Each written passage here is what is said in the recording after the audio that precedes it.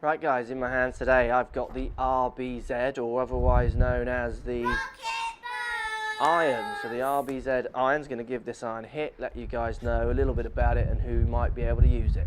Let's get stuck in.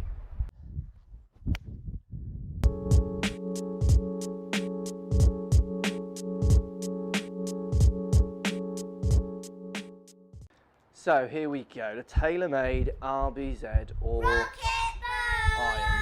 These irons are interesting. Obviously they've got all the buzz around the name, which is building up with the fairy wood and the drivers, which TaylorMade are fantastic at doing.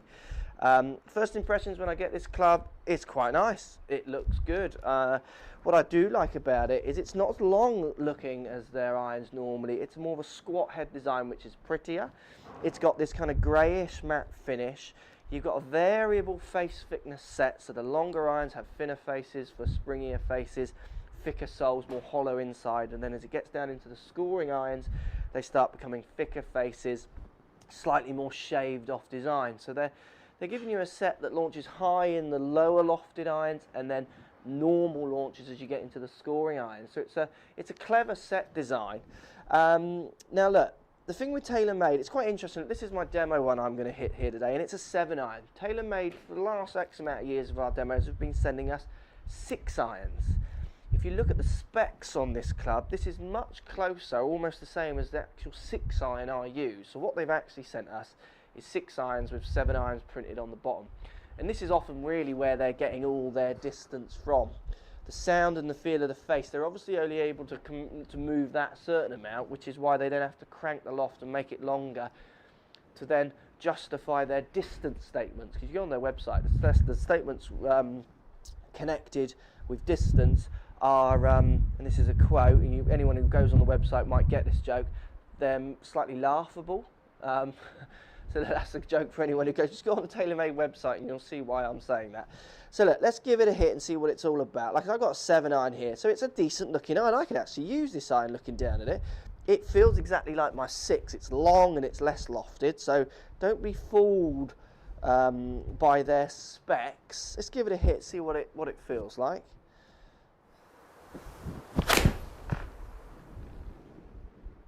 Okay, feels pretty good off the face. Feels exactly what I'd expect from TaylorMade. Quite a fast feeling launching club. They pimp up the sound to make it really feel like it's coming off the face fast. Let's give that another hit.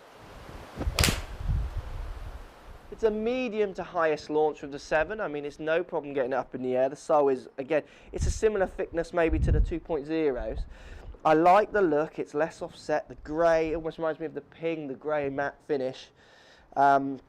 It's a decent looking club. Now, this club, like, I haven't got the longer iron, which is a shame. The 4-iron looks quite good. I've seen it. It's thicker and it's like a little wood.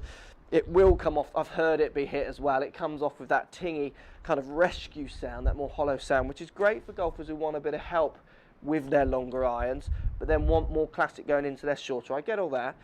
The sand wedge in this set has a funky sole on that's meant to do every bounce option out there, which I don't buy into so much. If you're serious about your short game, I'm sure you're not going to buy into that. This set of clubs almost to me feels like it's aimed at the golfer who doesn't want to maybe work that hard or even think that hard. You know, you can go into a shop and someone could quite easily sell you this, saying this iron will do everything for you. You don't have to do anything. So the long irons are going to go up in the air without you doing much. Short irons are going to go in lower with great accuracy. Blah, blah, blah. Look, I'm not taking away from the set. I think it is a good set of irons, and there are people out there who want sets of irons that they don't have to think about much. It does all, you know, it does everything for them. But I don't know, you've got to read between the lines with the TaylorMade often. Let's give it another hit.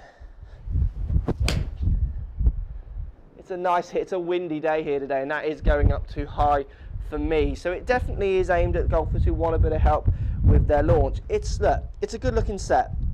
You've got to start really realising what you're being spec'd up to with this set of irons. So you might say they go a long way. So this club will go further than my 7-iron, and it has a 7 printed on the bottom. But if you look closely at the specs, it's actually not a 7-iron, just because it's got 7-iron written on the bottom. The loft and the length is what make up really what iron you're using. But it's a good feeling iron. So that's the RBZ iron. That was a bit more forward flight. Let me know, guys. What do you think? Do you buy into it? Are you encouraged by the hype? Does it put you off? Let me know. You know, the RBZ irons, it's good. I get what they're doing. Longer irons, higher. Medium irons, more scoring irons, going a bit lower. You just got to read a little bit between the lines. Good club. Let me know what you think. Post comments. Always like to hear what you guys got to say. Thank you for watching.